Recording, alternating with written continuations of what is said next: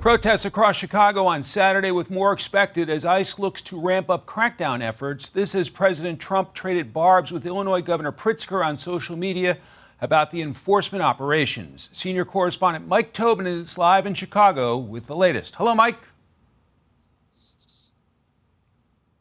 Operations have not materialized. What have materialized here in the city of Chicago are protests. 3 different protests took place yesterday.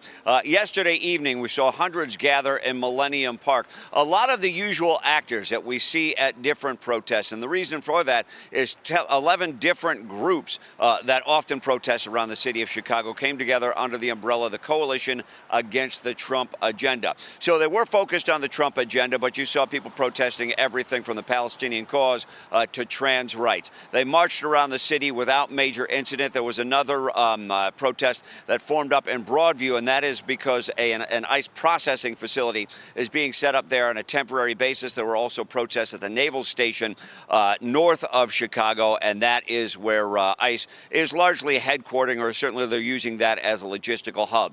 The whole thing was inflamed yesterday by a post on Truth Social from President Trump, in which he channeled Robert Duvall from the movie Apocalypse Now, saying, "I love the smell of deportation in the morning."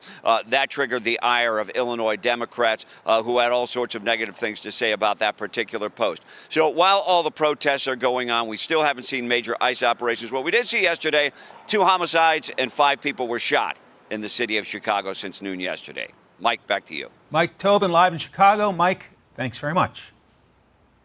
Got it. For more, let's bring in New York Congresswoman and member of the House Intelligence Committee, Claudia Tenney. Congresswoman, welcome.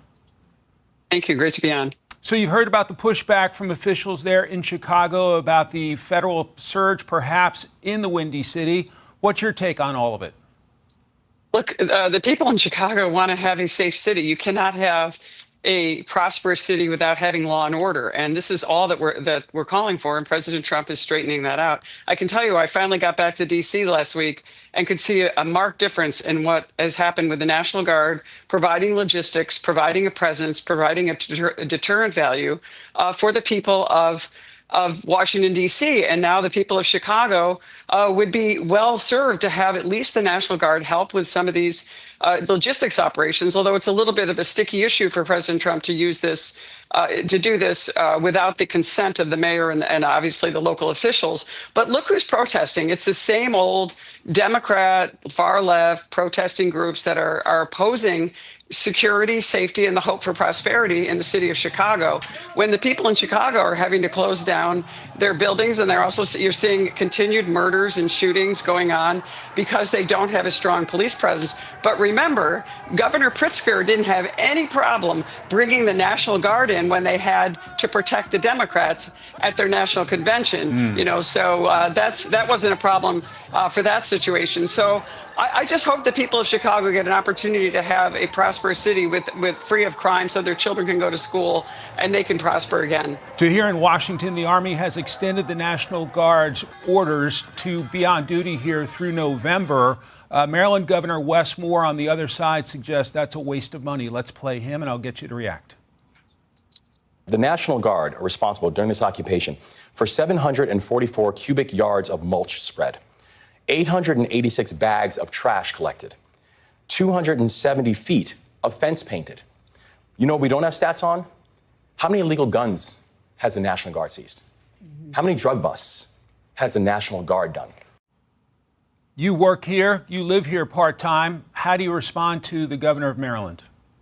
Well, first of all, he was in the military, so he should know that the military perform a wide array of jobs. The National Guard is part of a beautification effort, and they also are doing a lot of logistics, and they are responsible, as Pam Bondi has pointed out and done many press conferences, showing the number of illegal guns seized, the number of arrests, the curfew numbers, the lack of murders in the District of Columbia. So for him to just point out that they're only on the beautification efforts is obviously, he's running for president. He's trying to set himself up as against Trump and not really promoting the good things that are happening in the District of Columbia, which I've witnessed last week, my first time back since the summer recess. Then there's the Trump administration's crackdown on narco-terror groups. Here's Secretary of State Marco Rubio on that front.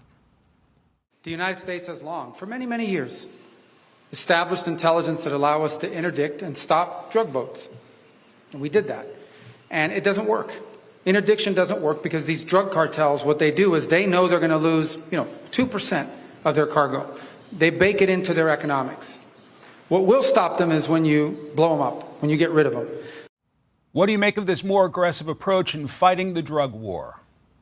Look, Marco Rubio, our Secretary of State, is doing a fantastic job. It is so important to go beyond interdiction and actually seize the assets and actually show force against these people who are now designated as foreign terrorist operations or organizations, which means we can use more intelligence against them. We can freeze their assets. We can prevent them from really committing one of the worst crimes that we've seen in our country, which is this: over 100,000 Americans die every single year from overdoses. And this is, Russia and China teaming up with these narco-terrorism groups, destroying our country from within, destroying our children. So I think going the next step and actually, calling these people what they are, they're terrorist organizations. They're destroying the United States. They're destroying our future. And Marco Rubio is exactly right. This is what he has to do. And President Trump is leading the charge of making sure that we are telling our enemies we're serious. We're serious about going after criminals, and the rule of law is going to be upheld. They're not going to abuse our country and profit off this narco trafficking. And also, they make almost as much money, if not more, on human trafficking. And that's why they need to be designated as foreign terrorist organizations. And I really applaud the president and our Secretary of State for the terrific job they're doing in saving Americans and holding these people accountable. We've seen a night and day change at our border with the border crackdown. Does it make sense that the narco groups would be trying to find another way into the United States by water? Well, they never stop because this is how they profit. This is how they make money. And I represent most of the northern border of New York, which we have more than 90% of the people on the terror watch list have come across the northern border as of last year's statistics. Those numbers have gone down, but that hasn't stopped them. I have the Niagara River. I have the St. Lawrence Seaway in my district, and we have a lot of waterways to come through the north. But certainly they will do everything they can. They have billions in resources from profits they made certainly over the years, and especially under the Biden administration, but also coming from Russia and China and their nefarious involvement in some of these things. So yes, we need to do everything we can. We need to give all the resources we can to the Customs and Border Protection and everyone that is involved in making sure we keep our communities safe. Congressman Claudia Tenney of the great state of New York, thank you very much for your time today. Thank you.